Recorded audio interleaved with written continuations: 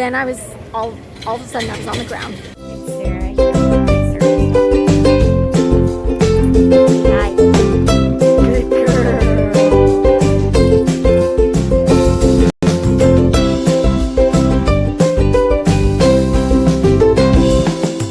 Guys, it is 4 a.m. I just had the most frazzling experience trying to figure out the freaking long-term parking at the airport, but we're here. We are flying back home for a wedding today. Off, sit. So I dropped by, this place has like a dog park outside. So I figured before we go in and go through security, we'll drop by the dog park. But as always, the airport dog relief area smells like just pure pee. And Bailey went before we left, so she doesn't really need to go. So we're gonna head in, go through security. I don't think I can film that, especially because I don't have like a helper with me. It's just me and her. Well, yeah, Sniffy. But we'll let you know how our flight goes today. So we'll see. Okay, so we found our kind of quiet nook at the airport for now. That was awful. Security has always gone smoothly for us, even before she was fully trained. Like, it has always gone smoothly. They check her, like, sometimes I get in arguments about whether or not she has to remove her harness, but it's normally not a problem. And so this time, we started, like, I got to the end of the small security line because it was, there was a separate line for people with disabilities. So I was in that line, and then all of a sudden, you know, as soon as we get to the end and like hand the guy like my boarding pass and ID, Bailey alerts me, and she does like her low-key one where she just uses her paw and just like lifts her paw and puts her paw on me.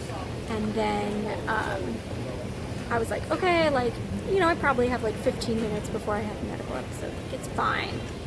We can get through security. And then, you know, I try to put my stuff in the bins. I was like, whatever. Then she started doing her more serious alert where she was like, okay, like, this is not a joke.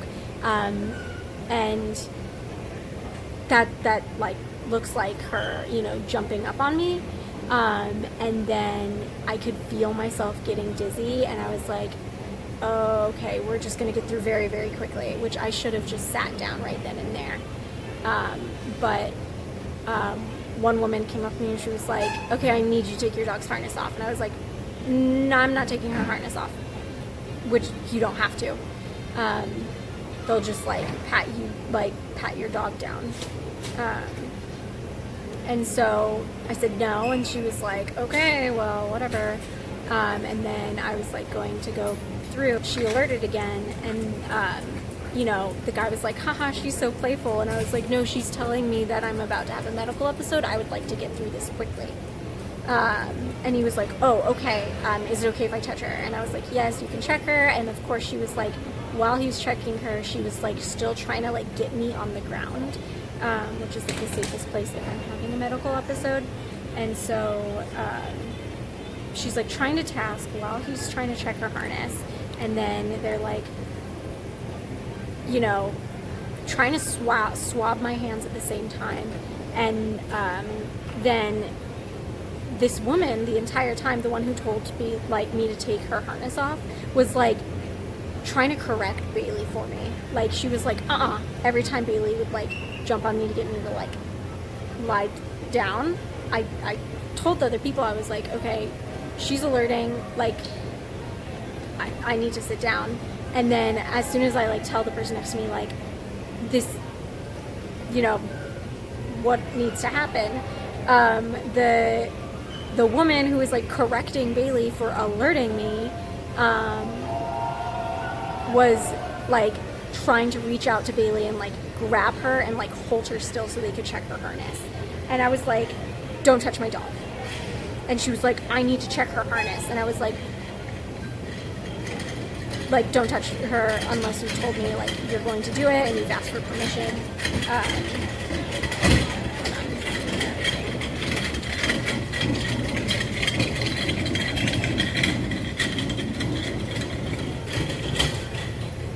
Then I was all of a sudden I was on the ground. And Bailey was tasking, and she was, you know, doing what she needed to do for me. But I could see, like, there were several TSA people talking to that woman, and she was like, that's like a fake service dog, like, what is it acting like? And they were like, no, like, she told us that it's alerting her to something that we can't see. And then she was like, that's just bullshit, like, it's misbehaving, like, it's jumping on her, like, all this stuff. And I'm sitting there, like, trying not to pass out.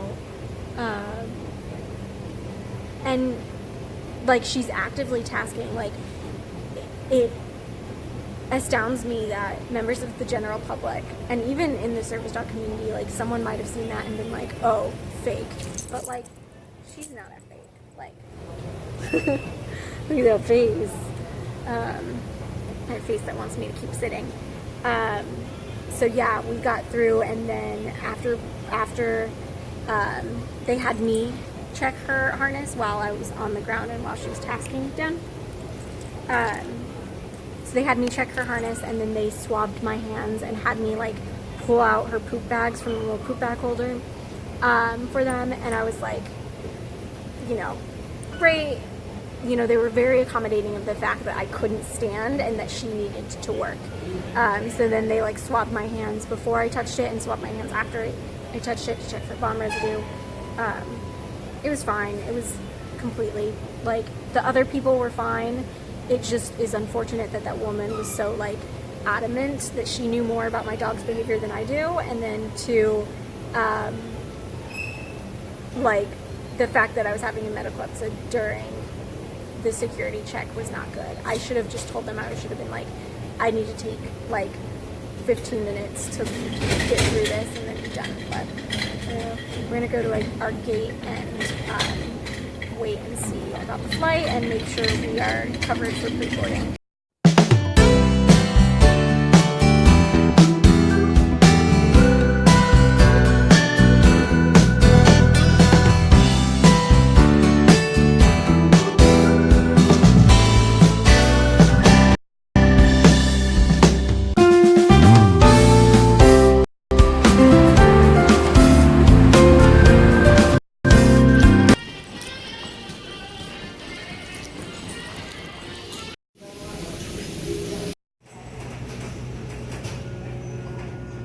Guys, so it is after our return flight. We are in the airport dog park trying to get Bailey to use the bathroom. I honestly don't even know if she needs to right now, but we're gonna try. I've walked so much. It's 1:30 in the morning and I've already walked a mile because the train was down, and then someone directed me to the wrong baggage claim, and the accessible door to get to baggage claim, like, was a full, like, quarter of a mile further. Like, it was the kind of door that you walk in and it, like, turns. It's like a circle. That was, like, I can't take her through that. There's too many chances of her getting hurt, especially because this was an automatic one, so it's not like I could control the speed of which it was moving. It was entirely, like, automated, so there's a good chance that something could happen to her. So I went to search for an accessible exit, and I was walking for, like, ever because someone directed me in one direction and then it was actually in another direction, and I'm just all over the place. So then I went to baggage claim, and after walking for a mile, our bags still weren't there. So I figured I'd take her outside to the dog park. I thought she would need to go. She hasn't gone to the bathroom for like 10 hours, and I guess because I do limit her water, she doesn't need to go. But I don't know, guys. We are going to finish up here, and then I'm going to go get my bags, and we are driving another hour and a half home. So maybe I'll get home by 3 o'clock if I'm lucky. 3 in the morning, to clarify. So happy.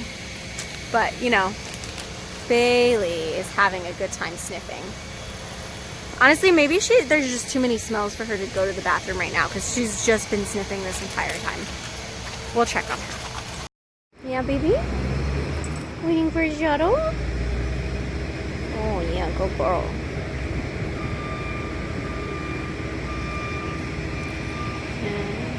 across the road. Prisoner transport. And a bunch of cop cars. But we're just waiting for our shuttle. Yeah. Okay, lie down.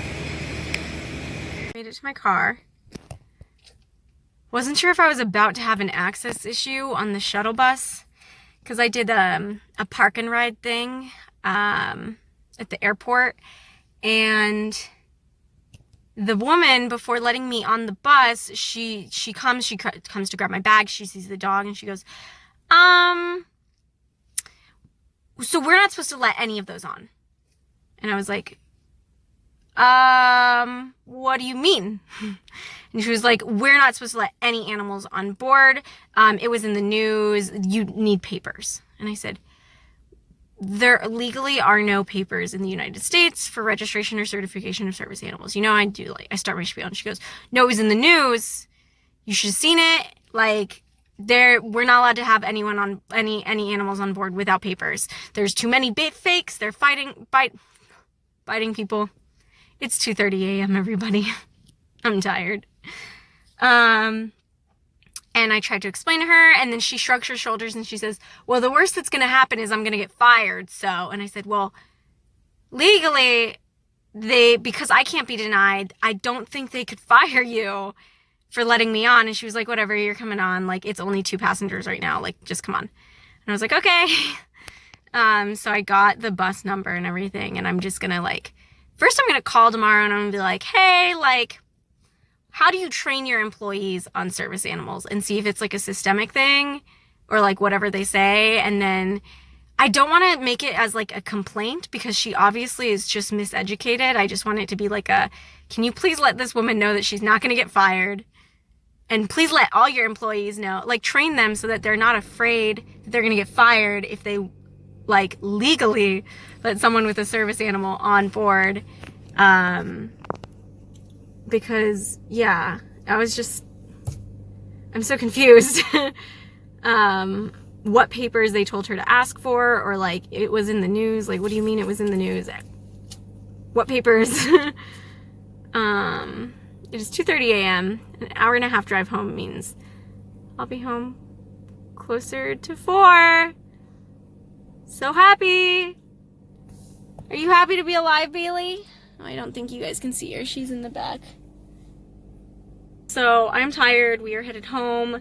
I am probably not going to film when I get home. So this is goodbye. In our next video, I hope this was helpful for some people. I know there were a couple of negative parts of this trip, but most of the time when I fly, it's not bad. Or not this bad. The plane experience was fine. Just TSA and this shuttle stuff. So we'll see you in our next video. Thank you so much for watching, and Bailey says goodbye as well.